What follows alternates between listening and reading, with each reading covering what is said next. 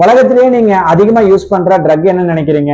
Pressure ட்ரக்கா, இல்ல sugar ட்ரக்கா, இல்ல நாங்க காய்ச்சலுக்கு யூஸ் பண்ற பேராசிட்டமால் நினைக்கிறீங்களா? அதான் இல்லைங்க, ஓஆர்எஸ், அதாவது ஓரல் ரீஹைட்ரேஷன் சொல்யூஷன்.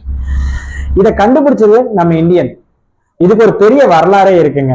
வணக்கம், நான் உங்க doctor Dinesh, consultant physician and diabetologist. 1971 Bangladesh liberation war, அதாவது வெஸ்ட் பாகிஸ்தான் ஈஸ்ட் பாகிஸ்தான் இருக்கிற பிரச்சனை நடந்துட்டு இருக்கும்போது நிறைய பீப்புள்ஸ் வெஸ்ட் பெங்கால் நோக்கி படையெடுத்து வராங்க. அப்ப அந்த கேம்ப்ல ரொம்ப சானிடேஷன் புவர்லி மெயின்டைன் ஆக ஆரம்பிக்குது. அப்ப நிறைய பேர்த்துக்கு டயரியா போய் ரொம்ப டீஹைட்ரேஷன் ஆகி, அதாவது தண்ணி சத்துல ரொம்ப கம்மியாகி இறக்க கூட நேரிடுது.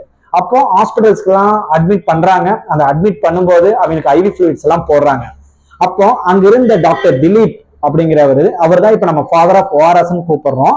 அவர் என்ன பண்றாருன்னா, இங்க இருந்து ஐவி சப்ளை எல்லாமே ஐவி ட்ரக்ஸ் எல்லாமே ஷார்ட் சப்ளை ஆயிடுச்சு, என்ன பண்ணலாம், நிறைய பேர் செத்துட்டு இருக்காங்கன்னு யோசிச்சுட்டு இருக்கும்போது அவர் ஒரு சுத்தமான 1 லிட்டர் தண்ணியில ஒரு 6 டீஸ்பூன் சர்க்கரையும் ஒரு அரை டீஸ்பூனு உப்பையும் சேர்த்து நல்லா கலக்கி எல்லாத்தையும் குடிக்க சொல்றாரு. அப்படி குடிச்சதுக்கு அப்புறம் அவங்க குடல்ல அந்த தண்ணி நிறைய வயித்தால போறது எல்லாமே கொஞ்சம் கொஞ்சமா ஸ்டாப் ஆகி 30% செத்து போன ஒரு இடத்துல 3% தான் இறக்குறாங்க. நிறைய பேர்த்துக்கு ஐவி போட வேண்டிய இடத்துல தண்ணியை குடிச்சாலே, இந்த ஓஆர்எஸ் கரைசலை குடிச்சாலே காப்பாற்ற முடிகிற நிலைமை வருது. இதுல இருந்து நிறைய பேருக்கு காப்பாற்ற முடிஞ்சு. அதுல இருந்து தான் இப்ப மாடிஃபை பண்ணி WHO ஓஆர்எஸ் கண்டென்ட்டை எல்லா இடத்துலயும் டயோரியா போறவங்களுக்கு கண்டிப்பா கொடுக்கணும்னு சொல்றாங்க.